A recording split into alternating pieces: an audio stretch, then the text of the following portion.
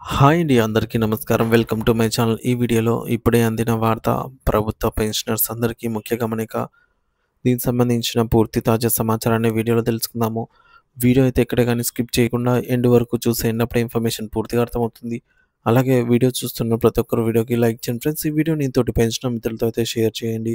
కొత్తగా చూస్తున్న వారు ఇంకా ఎవరైనా మన ఛానల్‌ని సబ్స్క్రైబ్ చేసుకున్నట్లయితే వెంటనే మన ఛానల్‌ని సబ్స్క్రైబ్ చేసుకోండి. దీని ద్వారా నేను చేసే లేటెస్ట్ వీడియోస్ అన్నీ మీ వరకు రీచ్ అవుతాయి.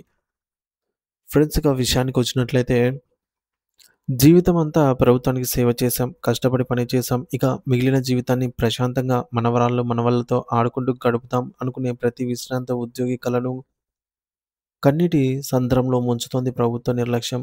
పదవీ విరమణ తర్వాత చట్టబద్ధంగా రావాల్సిన ప్రయోజనాలు సకాలంలో అందక రాష్ట్రంలో 8,000 మందికి పైగా విశ్రాంత ఉద్యోగులు వీరి జీవితాలు అల్లకల్లోలమవుతున్నాయి.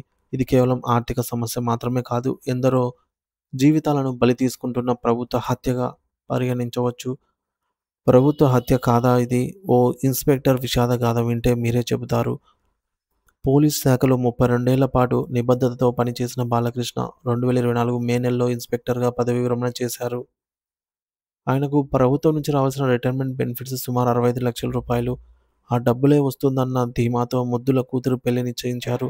అల్లుడికి కట్నం ఇస్తానని మాట ఇచ్చారు. కానీ ప్రభుత్వం నుండి పైసా దక్కలేదు, రాలేదు. సో, సమయానికి డబ్బులు రాకపోవడంతో అల్లుడి నుంచి వేధింపులు మొదలయ్యాయి. ఆ వేధింపులు తట్టుకోలేక మరొక వైపు తండ్రి యొక్క నిస్సహాయ స్థితిని చూడలేక ఆ యువతి ఆత్మహత్య చేసుకుంది. కళ్ళెదుటే కూతురు నిర్జీవంగా పడి ఉండటాన్ని చూసి ఆ తండ్రి గుండె బద్దలైంది. ప్రభుత్వ నిర్లక్ష్యానికి తోడు కన్న కూతురి దుర్మరణంతో ఆయన తీవ్ర మనోవేదనకి గురయ్యి ఈ ఏడాది జూలై 26న గుండెపోటుతోనే మరణించి ప్రాణాలు విడిచారు.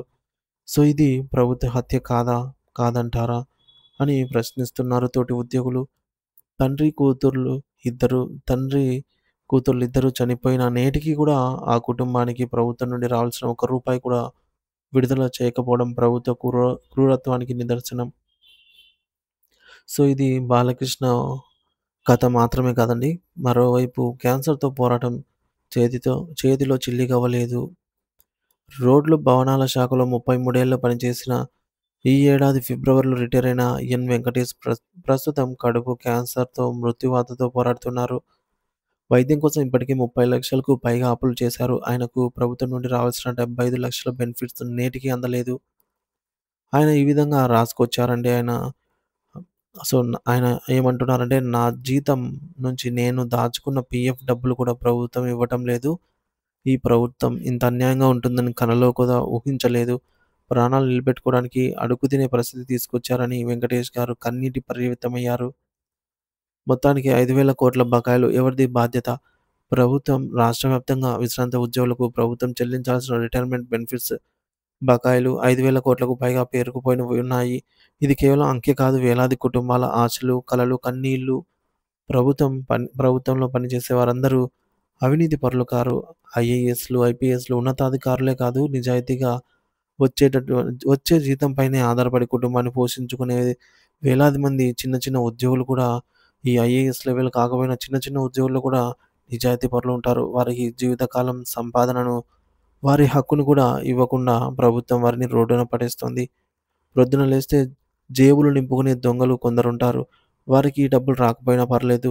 కానీ నిజాయితీగా బ్రతికిన వారి పరిస్థితి ఏమిటి? వారిని ఎవరు ఆదుకోవాలి? దీనికి బాధ్యత పూర్తిగా ప్రభుత్వానిదే అని ఉద్యోగ సంఘాలు మండిపడుతున్నాయి. గత ప్రభుత్వం పదవీ విరమణ వయసును 2 ఏళ్లు పెంచి తాత్కాలికంగా ఈ సమస్యను దాటవేసిందే కానీ, ప్రస్తుతం ఇప్పుడు ఆ గడువు ముగిసిపోయింది. రిటైర్మెంట్లు భారీగా పెరగడంతో కొత్త ప్రభుత్వం చేతులెత్తేసింది. ఎన్ని కమిటీలు వేసినా ప్రభుత్వంలో చిత్తశుద్ధి, మానవత్వం లేనప్పుడు ప్రయోజనం శూన్యమని విశ్రాంత ఉద్యోగులు ఆవేదన వ్యక్తం చేస్తున్నారు. ఇది ప్రభుత్వ వైఫల్యం మాత్రమే కాదు, మానవ హక్కుల ఉల్లంఘన కూడా. విశ్రాంత జీవితం కాదు, విషాదభరితం. రిటైర్మెంట్ బెనిఫిట్స్ అందక చితికిపోతున్న జీవితాలివి.